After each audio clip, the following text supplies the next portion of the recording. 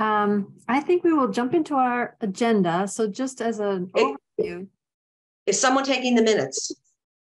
would someone take the minutes, please? Sure. Dina. Yeah. Okay. All right. Thank you very much, Dina. Sorry about that. So we are, I think we started at 9:33 or so. Was it called to order? Yeah. Okay. 9:33. All right. So our agenda always has the minutes and the treasurer's report if available. And then we have new business we discuss, continuing business, and then each Monday or sometimes Tuesday morning, the committee gets information, supporting documentation and everything by email. We have a pretty packed discussion today.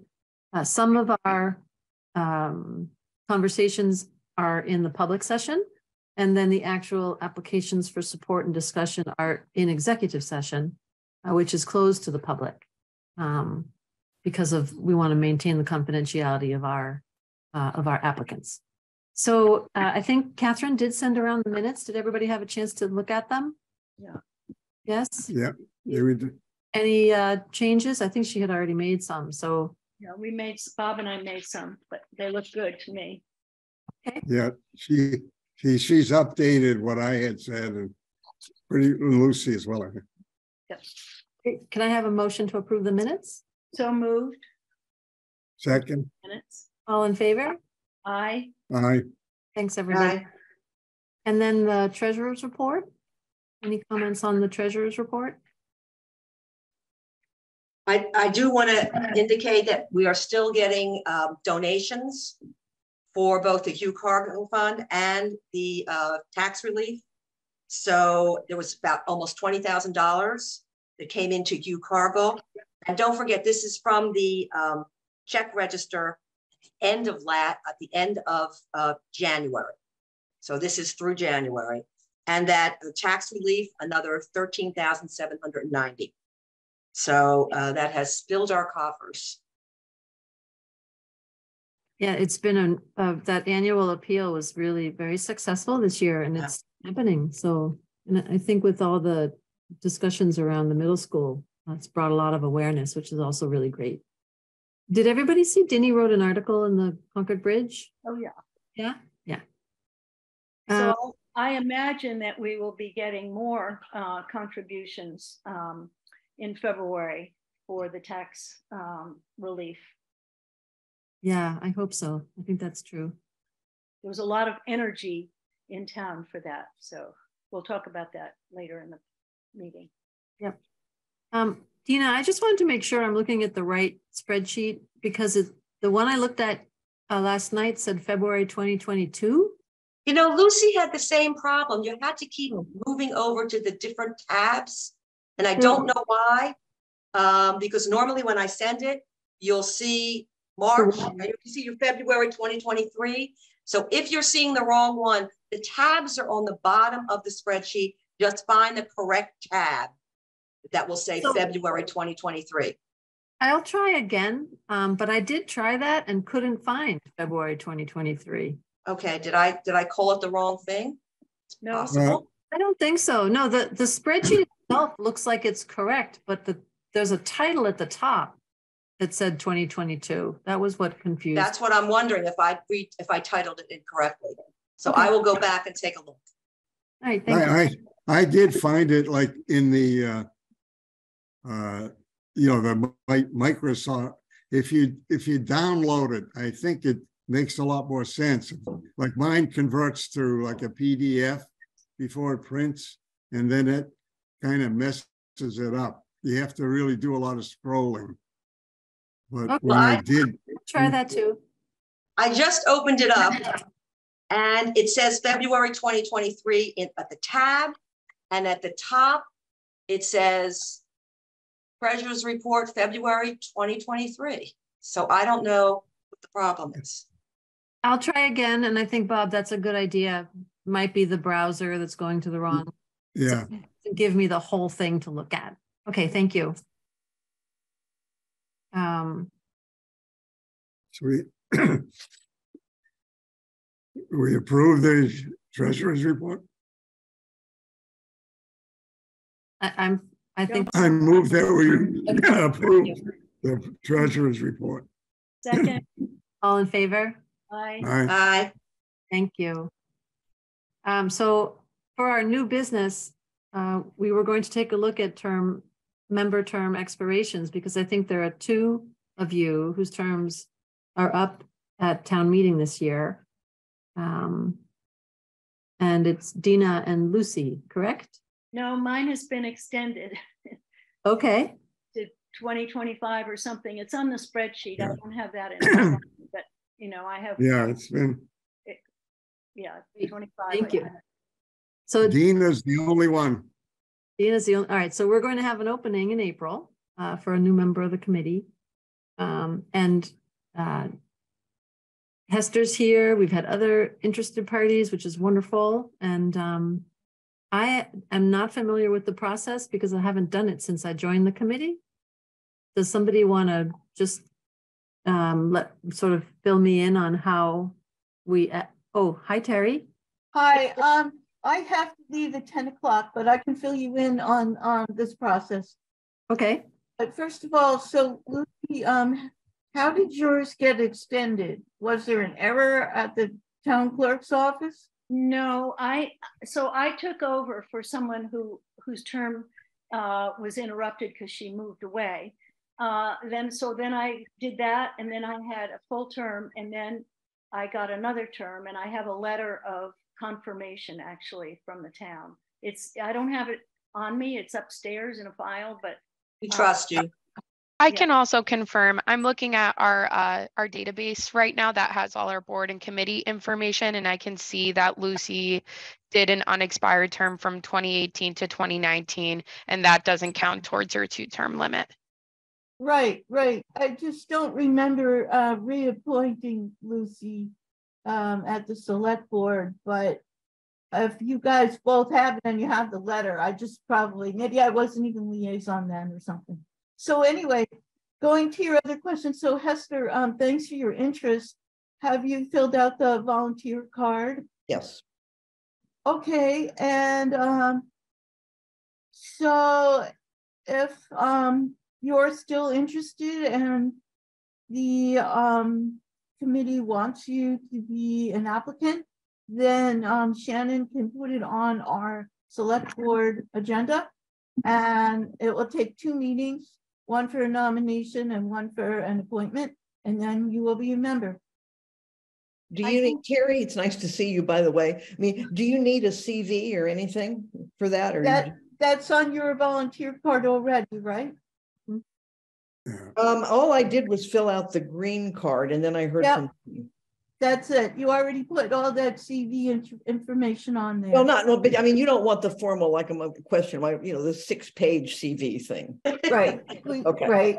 Okay. So what we normally do is we have one of us has a conversation with an applicant to explain everything about what is entailed. And that I think is really important before it's presented to the select board, because the person might say, well, I'm not sure I want to do that. So, right. But great. They really know how we work, and that is critically important. Thank you for that. That would be helpful. I know before my term on the Housing Authority Board, that didn't happen. Maybe I should have asked for it, but I was surprised at really what the content of the work was. So I would be glad to hear more. Well, we actually have job descriptions for each of our roles, which you might actually like to see, because that will spell it out clearly. Okay, thank you. And then you can ask questions. So either Elizabeth or I would be happy to share that information. Thank you. I would appreciate it. When I joined the committee, it was the person whose seat I was filling, Sally, that met with me and forwarded me a tremendous amount of information, which was really helpful. I don't know if you are interested in doing that, Dina. I certainly am interested. I'm happy to do it. Lucy as well. To what? It doesn't mean that the new person would be the treasurer, but somebody needs to be the treasurer. So I'm suggesting that whoever is the treasurer at least understands a spreadsheet, because it's pretty easy. But if you have no facility with Excel, it will be a difficult job. How about, So, so it sounds like one thing we need to do separate from the new member is to transition the treasurer job to someone new. And that I would love for that to happen before you complete your term, Dina.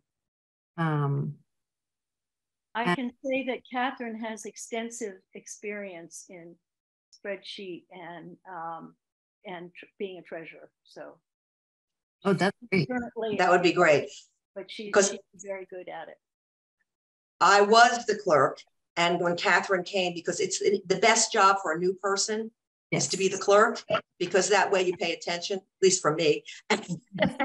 And it's not an onerous job, and there are guidelines for what the town expects, what the state expects in minutes. So. Okay. So Hester, Lucy or I will reach out to you and Thank you. together and send some information. And Dina, maybe you can reach out to Catherine in a week or so, because I know she's attending to something with her family about the treasurer position. Mm-hmm. Great. Okay. The tax relief application. So we discuss every year whether we want to raise the maximum value of the homeowner's principal residence to the new median value. So that's one of our discussion points today. And I also wanted to include in that conversation the senior exemption, because they're similar but different in the way that folks can get support for their taxes. So I don't know, I sent out, I'm pretty sure I sent you both forms. You did. Okay, great. And I noticed, well, let's start with the tax relief one. So our current one, not yet updated, is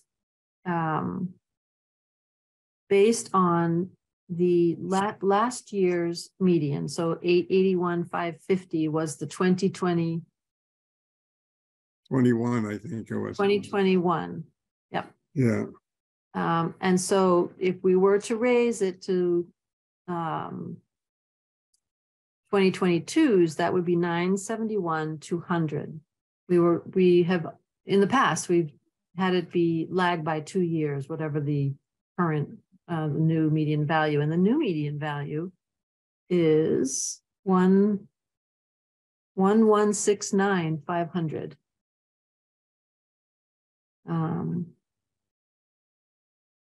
So I guess the first thing we would be discussing is whether to raise it to 971,200 for 2023. Point of clarification, please.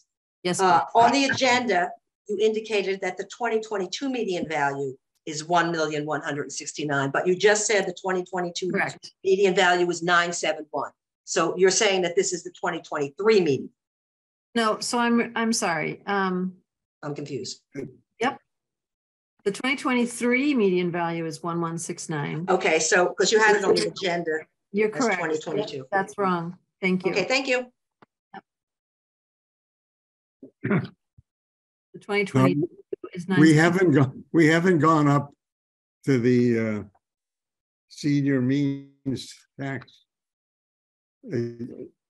exemption. Like, I don't know what it's going to be this year, but you know, it's already changed. The one I sent you was updated online, so it has already changed to 11695, and the circuit breaker limits have gone up as well for income. And what is the income? It's 80 for head of house. 64 is single is 64,000. Head of household is 80,000, and joint is 96,000. Our form last year, and actually I kind of want to discuss this again. Our form, we just had single and multiple person. We changed it so it didn't have the 3 categories. Right. I don't know if we want to continue that or go back to the old format just for consistency. All right, I want to apologize. I'm working this morning with a pretty big headache, so I'm not as crisp as I usually am. Let's go back just to our town tax relief application first and talk about whether we would like to raise the minimum assessed value to the 2021 of 971,200. That's 2022. Ah, okay. Yeah. It's because we're not in 2024, and yet that is the Yeah. correct. Yeah. This coming up in July is 2024 fiscal year. Right. So the 971, you know, the senior means tax exemption requires you know, a lot of documentation, like you have to justify you have to have a 1040 form or circuit breaker, and there's a whole bunch of, you know, this is somebody over 65 and older. With ours, you know, there's not much other than, say, you know, someone turning in the application, and a lot of people have worked either with the Council on Aging or the social services people. So and that's very helpful when I speak with them, you know, about a new person that's coming in. But some people we have no documentation on. So we're not trying to do like this senior means where we investigate every detail. We take your word for it. So it's not, the requirements is not as great as the senior means tax exemption. So generally, you know, we've been a little lower in the values that we've set. The only thing that we require is the assessed value for Right. documentation.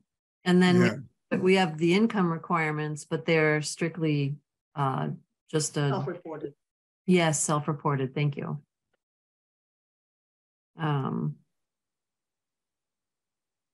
I personally, I like tracking the senior exemption with our tax relief application. I think that there's a lot that goes into the senior exemption process that we can just lean into as being an approach that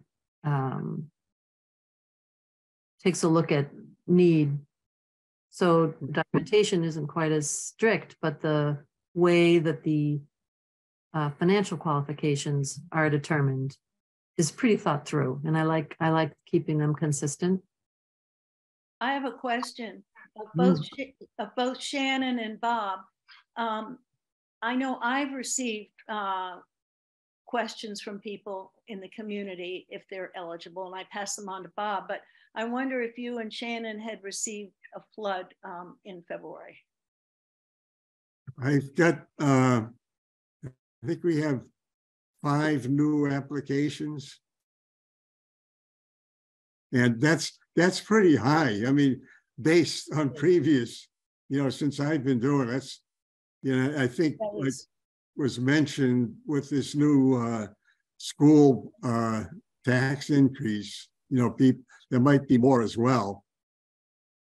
So I expect there will be quite a number, and so a lot of them might be contacting Shannon directly. Is that right, Shannon? Are you there? Hello? Yeah, I'm here.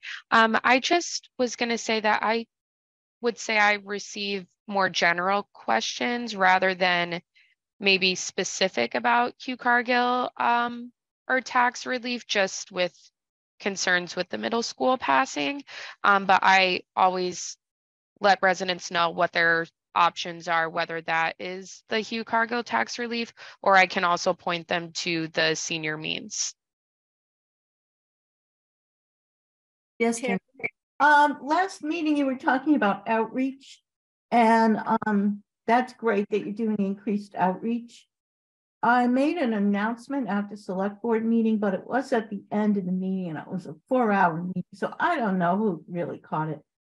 I'm wondering if I had a question yesterday from a select board member who didn't even realize there were two separate things, the tax relief and senior means exemption, thought they were the same. And I honestly couldn't even remember what all the differences were either. I knew they were separate. I'm wondering if it would be helpful for outreach if you guys wrote up a one-page thing with a little paragraph on each one. What is Hugh Cargill? What is tax relief? What is senior tax exemption? You know, and who to contact for more information. Just a really brief thing that it could be then handed out at town meeting on that table. It could be in the select board packet. It could be, you know, in any time that people have questions. I would find it very useful. Yeah. That's a great idea. Yes, and Lucy, you and I talked about potentially doing it for the special town meeting. And it was sort of a last minute discussion, but we definitely are planning to do it for April's town meeting. Right. And then if we have a one pager that just covers exactly what you're saying, because I will admit that I only recently learned that there were two separate ones. I thought they were the same as well. So. Is it kosher for me to make a suggestion, or should I just keep my mouth shut as an observer? Say something. Yeah, I think that's a great idea that you're discussing. And you might also consider distributing this information sheet at churches, you know, have it on their, you know, information stacks at the Council of Aging. And maybe there are some other places around town where people would see it. Definitely. Yeah, we have a spreadsheet we just created of all the different ways that we communicate what we do, the different organizations, and who on the committee maintains those relationships. This past year has been a real effort to increase the community's understanding of what's available and what we do here. So, okay, I'm just going to add that as a to-do. Yeah. It will be April before we know it. We'd like to be. Yeah. I had a couple questions. I don't know where the funds come from for the senior exemption. We don't do them. It's not us. Where, well, like, is it a run fund? Is it? It's just, I think it's a state thing. It is? Okay. Then my other is really for both is, although probably more for our tax relief. What happens if we run out of funds in that fund? That's what I'm expecting, actually. Well, that's my concern, because I don't know. So first of all, do we have an obligation to provide the relief if there aren't any funds in the fund? And secondary, if we are at risk of that, then there might be another goal of increasing the funds that are available. Well, I think we could, I suppose, go to the town donations committee, you know, maybe request from there. I'm not sure what I know we've gotten funds for various other things for the committee, you know, like Catherine mentioned about, you know, the summer camperships. Right, the campership. I would think that would be right now. I don't think we're in too bad a shape, you know, as far as funds in the tax relief. I think we're yeah. I actually attended that meeting online. Right. And one of the things they wound up at the end, I sort of, you know, I just was a listener, but then they asked me to present, which I did our case, you know, and they said at the end, be sure to use up all the funds that have been allotted to you before the year end, because they don't roll over. And that really, you know, so for which? Well, for anything that they have advanced for us. Oh, okay. We should use them and not, so whether it's silent fund or whatever. That's only the silent fund. It's the only one. They said, use it up. That was their advice. Use it up. So I have a question. I think I have the answer, but I just want to put it out there. The Hugh Cargill Trust Fund is pretty robust. Yeah. However, that is funded by contributions where people say where they want the money to go. And they'll say Hugh Cargill, or they'll say the Right. tax relief. So I don't think we can take the money out of Hugh Cargill and use it for tax relief. But I did want to point out that Hugh Cargill is quite robust. Doing well, yes. Perhaps it would be useful to invite Dinny to our next meeting to understand more, because Dinny's the person I would think to ask about the tax relief. The ability, well, what happens, what her expectations are for how to fund it, how to keep it funded. I don't know who to ask about whether we can take Hugh Cargill funds and put them into the tax relief fund. That I don't know. I can only tell you that when people send in their checks, they tell us where they want it to go. Maybe Shannon, can you check that and see if, I'm sorry, can you repeat what the question just was? There's a little bit of chaos in the townhouse here right now, so I had my headphones off for a second. The Question, Go what ahead, happens when we run out of money, or if we should run out of money in the tax relief account? What are our options? Can we go back to the town to get money? Can we use the Hugh Cargill money for that, even though it's funded by private donations that people have indicated where they want it to go? Someone Right. dealt with that. I don't think we can do that, but anyway, that's the question. Okay. But can we get back to the application again? Because I think Yeah. we've gone off on tangent, and so yeah, I want to make sure that we discuss the home value and the circuit breaker for tax relief. Yeah, I wanted to have more conversation to understand where all these numbers come from. But I agree with you, Dina. I definitely don't want to get off of this form. I am in favor of increasing that number to 971,200. I think we've pretty much, that's been our, We have to do that. yeah, that's been our consistent yeah. So that is the 2022 Right. median. Yes. That makes us 2 years behind what will happen in July, when we're in 2024, and that has been our practice. Right. Correct. Okay.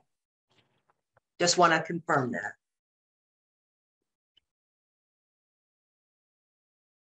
Now, just to be clear, because you had said you like being in line with the means tested exemption, which does go to the 2023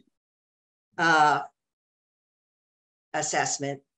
But were you saying that you liked keeping it in line with the circuit breaker as opposed to the, you see what I'm saying? I'm keeping the minutes, so I know what you said. Yes. So, yep, that's fine. Because the documentation requirements for the town's tax relief are so much less stringent than the exemption. Mhm. That's why I feel like the difference in the assessed value, the median, makes sense to have it a year behind the exemption. Okay, thank you.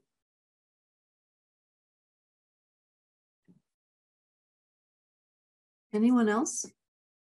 Opinion on that number? I'm good with that. Me too. Yeah. Yes.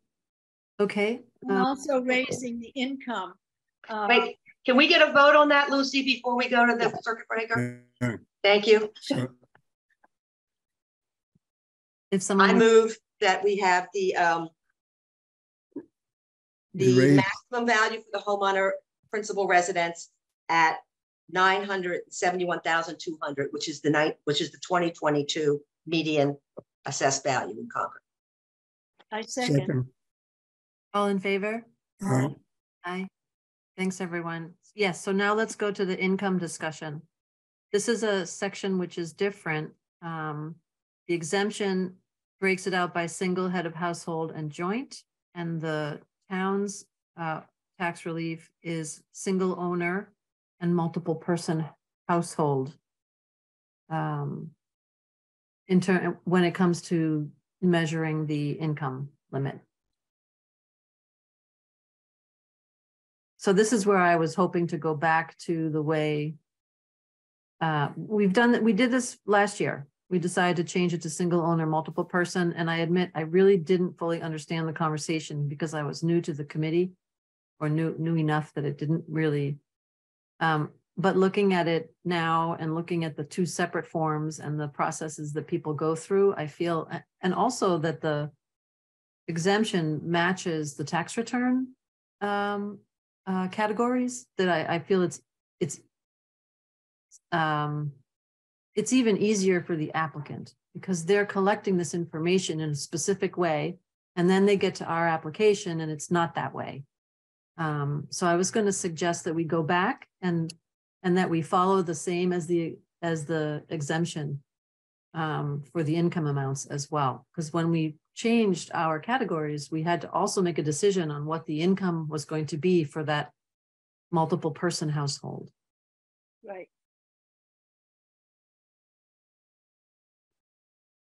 I know, Dina, last year you had some comments about that head of the household.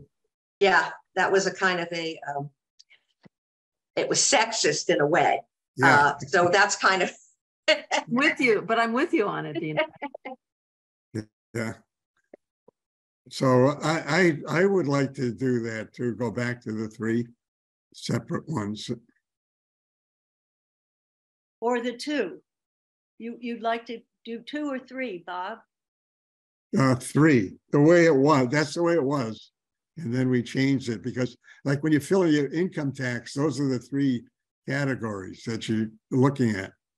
So we can't get the IRS to change it to primary as opposed to head of household. Right? These are the little ways that we are sexist. You tried it, Dina. I can't fight City Hall. Actually, I have, but. Anybody else? Lucy, what do you think? It's fine with me. I don't have a struggle with it at all. So do I have a motion to go back to the 3 categories and to increase the income to match the senior exemption?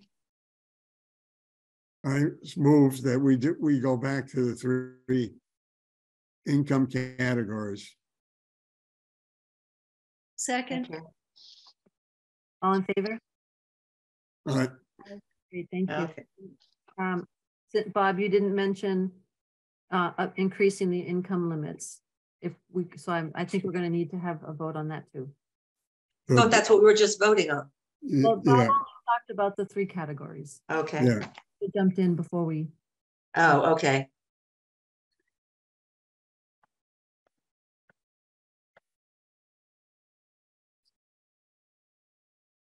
I like the 3 income that match those 3 categories. So I would be willing to stick with that. 64, 80, and 96. And believe me, living in Concord, that's not a whole lot. No, it's not. It sounds like it, but it's not. Yeah. So I'm very comfortable with that. Is that a motion? I was thinking of using the senior means tax levels, from one you issued. Is that what you're? Yeah. Yes. The ones from the exemption. And that would mean these letters each year would change the same way. Mm-hmm. I mean, we don't have to follow exactly the same, but there's not a lot of requirement, as we said already, that you prove that you're these categories. So Anyway, We get a lot of- I didn't want to go all the way up to what, the other ones, but I can be easily overruled. Well, we do It's get a abused, lot Bob. of information when we interview these people. Yeah. I sort of pin it down. I don't get W-2s, 1040s or anything, but I sort of know what they're earning and where they are. So I don't think anybody's trying to cheat. I can say that. No. If they're working with the Council on Aging or the Social Services, you have a good feel, or yourself, Lucy, Yeah. but there are some that are, they've been referred by themselves, to the. Yes, to I the have some tax of rate. those. And But- that's nothing wrong with that either. I'm not, so I was just. But those we vet carefully for Hugh Cargill funding. So we know, and some of those people are quite desperate and they've come to us directly, not through COA or Yeah. I think that before the new values came out, I was leaning towards the same ideas that you have, Bob. But with the new values, as well as the middle school vote, I feel that by keeping that median number 2 years behind, I think that's enough. Yeah, that the income levels now don't concern me anymore. So Don't forget.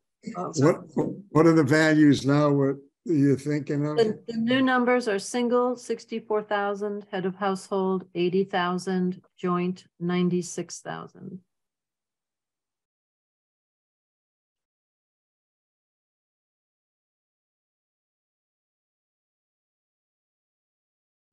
Anybody have any, I still prefer this one, but I've already said my piece. So I wanted to be a little bit behind, but just to be a little more conservative. But anyway, anybody have any other?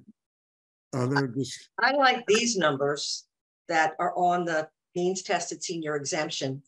Many of our people, it's one thing to own a house or have been working at buying a house that now has so much more value than you ever thought it could, and find it hard to pay the taxes. But those incomes are really low. Even the ones on the means tested senior exemption. Are you saying you like the ones that are on there? I like those. I would entertain higher, but not lower. Higher. Since we review this once a year, I think that going with the exemption numbers this year is a good way for us to see how it worked. And Yeah. if it's not working and we find that we have a lot more applicants for Hugh Cargill funds or for the summer camp or just the different ways that we support people, if we find that we're not keeping up, then that can inform our decision for next year. And if we find that we're more than keeping up, again, that can inform our decision for next year. I just feel that the adjustment in the property taxes this year, combined with the middle school vote, is a pretty big hit for some of our citizens. Right, I agree. Okay, I'm all right with that. We're gonna overrule you, Bob. I don't want to come off like Simon Legree or something. You could never do that, Bob. Never do that. But anyway, yeah. Okay, well, we should, I guess, any more. I will move that we adopt the same circuit breaker limits for tax relief as is used by the means tested senior exemption. And then I can And that's the numbers. What, do you have the numbers? 64,000 for single, 80,000 for the primary for the head of household and 96,000 joint income. We can call it primary just to make Dina, when she leaves us, she will have left this imprint on her documents forever. And so I'll be happy no matter what. I'm a happy person. not happy to Thank leave. you. Not happy to She's leave. She's leaving the committee, that's why.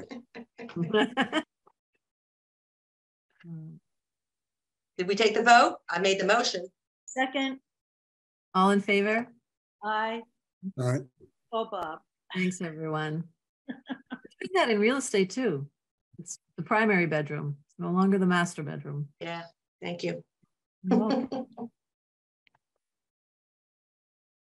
All right. Next on our agenda is from Shannon. She's going to give us an update from the town manager's office about adding digital methods for donations.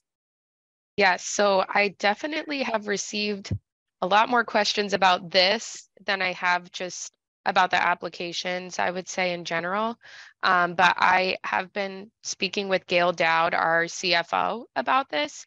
And unfortunately, it's not as easy as I think some people think it is for us to just set up in a month or so. But I know Gail is going to look into adding something like this because we're also switching our financial systems that we use for the town starting at the new fiscal year.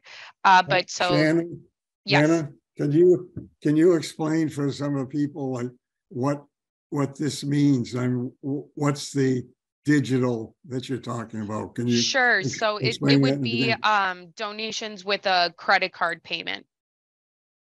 So someone could donate to the Hugh Cargill or tax relief using a credit card payment, maybe, for example, through the town's website, like how you can pay your tax bill on the town's website using your credit card. But so I know other residents had brought ideas forward, such as using PayPal, Venmo, and other third-party services that we can't just start up and running using right now. It's just not aligned with the town's best practices for accounting. And also, I think something to consider is that once we try to implement this for Hugh Cargill and tax relief, there will certainly be other committees or that may be interested in also having the option for online donations. I know Council on Aging frequently receives donations. And we would just have to make sure that when we implement this, we're considering all parties that would want to have this option. And it really just wouldn't be in our best interest to do something quick and then us have to make corrections to it moving forward. Well, I know that I got a lot of calls and yeah emails about this, and they said, you know, young people, they don't carry checks anymore. So everybody uses a credit card or a debit card. Mm-hmm. So that would seem to be something that's pretty easy. I'd forget about that Venmo and all that stuff. I don't think we need to go that far, but credit cards certainly should be manageable. Yeah, so Gail is going to start looking into this for us. I think she also, Gail has taken over as the town staff person for the trustee of town donations as of recently. And I think that might have also came up at their meeting this month. So it's not ready yet. They're still investigating, is that right? Correct, because it may even involve procurement. What does that mean? It's certain state guidelines that the town has to follow when they're purchasing services over an X amount, or there are best practices that you need to follow when you're doing that. Because I'm not sure, maybe the town wouldn't use the same service that we use to pay taxes online. It's just something to consider, receiving quotes from other companies that may be able to link to our website and such. I did poke around online and at other towns to see if, just trying to see if there were ways to do that. And I didn't find I didn't find any other town. I looked in Acton, Bedford. I don't remember the exact towns, but I tried 3 or 4 and didn't find anyone that did that. Nonprofits do it. Yeah, I know. I think the Hugh Cargill and tax relief committees are pretty unique to Concord. And that's why it will be hard for us to maybe find another municipality that receives online donations, but that certainly doesn't mean that it's not possible.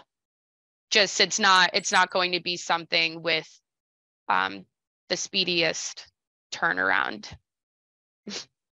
That's okay. I mean, we've been doing it the way we've been doing it a long time. So as long as we're going in that direction, I think. Yeah, definitely. Yeah. Thank you for looking.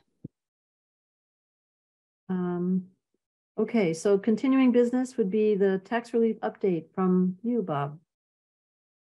Yeah, we have 5 new applicants, and I think 3 of them probably will be acceptable. We'll discuss in the executive meeting, and but 2 over the valuation limit that we've set. So even the new one that we've set. Yeah. And we'll talk about the individuals, like I said, at executive meeting. I And think how many applications do we have altogether? 5. Oh, you mean Yeah, the total?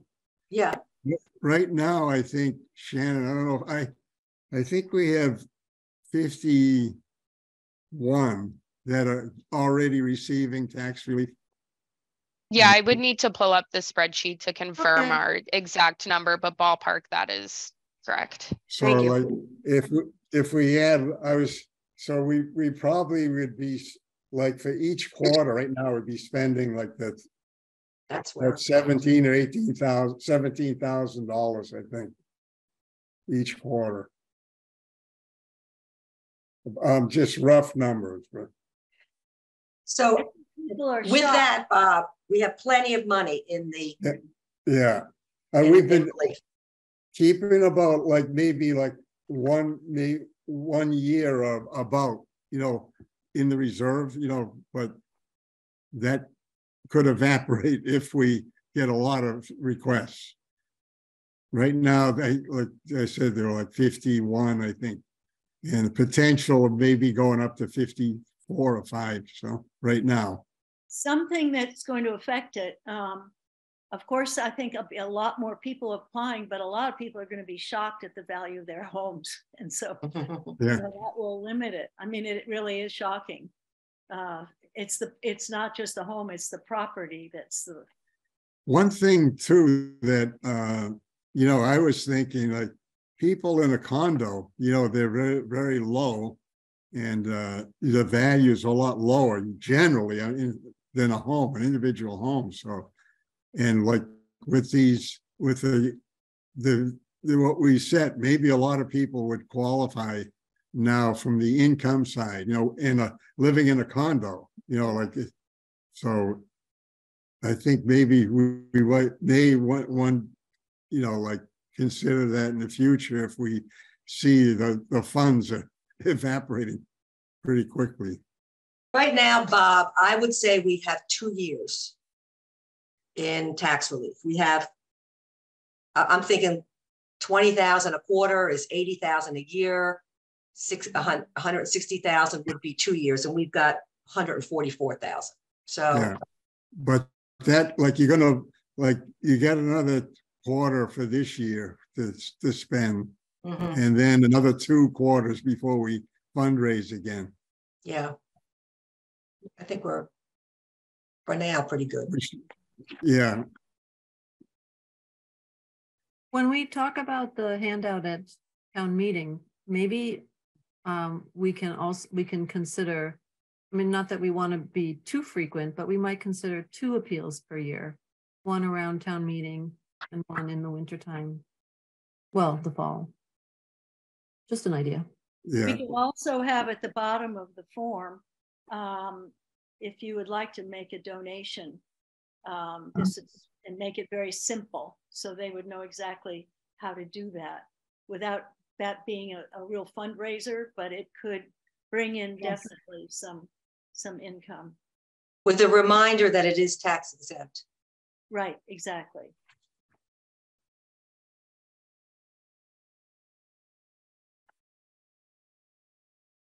Okay.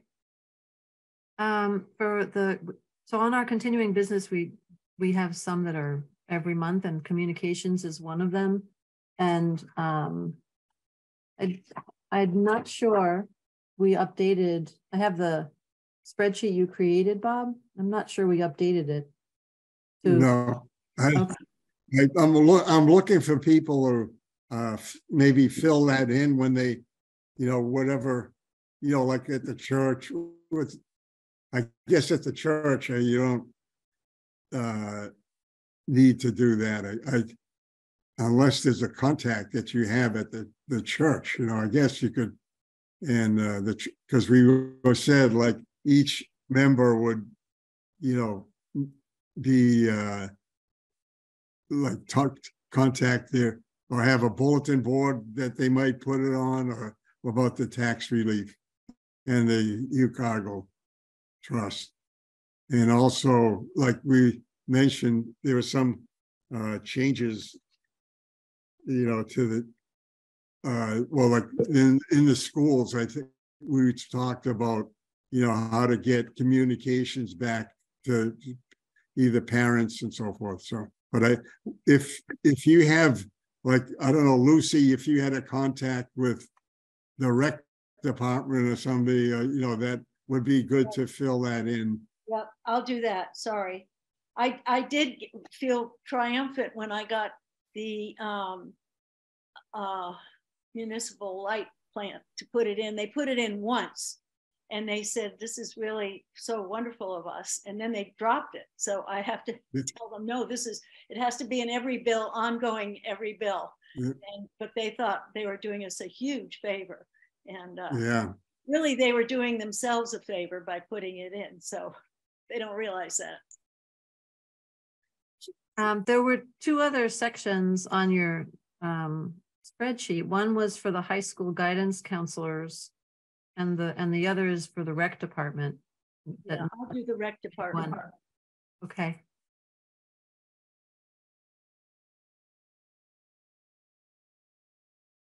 Do we have anybody that's in the counselors, like the high school guidance counselors, or I don't know what they're called today, but that deals with them, or?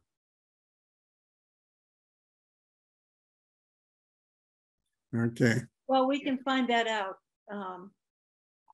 I'm sort of buried at the moment, so I'd like someone else to do it. No, I'll check into that myself. Okay, good. Bob, you're our point person for the town meeting materials. Do you want to try drafting that one-page thing for town meeting, or maybe you, two of you can work on that one-page thing? Take a look at it for our next meeting. I don't want to let it slip through the cracks, because next meeting is March and then it's town meeting. So. And actually, if you could send it out before our meeting, so we can, it's always helpful to read everything way before our meeting. Mm-hmm. So I'm passing that on to you and Catherine. Bob, maybe you and Catherine, that's a good job for her. She's very good at writing. And yeah, she had written up a little blurb like for the libraries, I think. And right, but she already had. Why don't we give her that job for this month, since she's not here to do the minutes? That's see what happens when you miss a meeting. Yeah. I know Catherine well, and I'm sure she'll step up happily to do this. Yeah, she would be a great person to work with, Bob, on that one pager. Yeah. I hope she'll be doing the work. She'll do it. She'll do it. Okay. All right. And then the camperships, I had Catherine's email printed out here. Right. So her update on the camperships is that she spoke with Bonnie and anticipates that the needs this year will be similar to last year. Last year we helped 12 families, 17 kids with $11,040. And Catherine thinks that having 14,000 available in the silent fund account would give us lots of leeway. So she is going to ask the trustees of town donations to transfer 9,400 to the account because we currently have about 4,600. That's her update on the camperships. Good. That is it for our public meeting. Unless anyone else has something they'd like to bring up, or if there's comments, questions. So I would just like to say then thank you for letting me be here, and I look forward to knowing you all better if you'll have me. So thank you. Very welcome. We appreciate you being here. Thank you. Yeah. Okay, so I will cut myself out now so you can go into your executive. It's really rewarding work. Yes. I'm sure, I can tell, right? We really care a lot about it. So that's important. Yeah. Got to have a heart here. Yeah. Thanks. Okay, bye. Dean has got those famous words. Oh, yeah. Okay. Words. I make a motion to adjourn to executive session for the purpose of discussing individuals or families seeking assistance, the disclosure of which would be a violation of privacy. Huh. A second. Okay.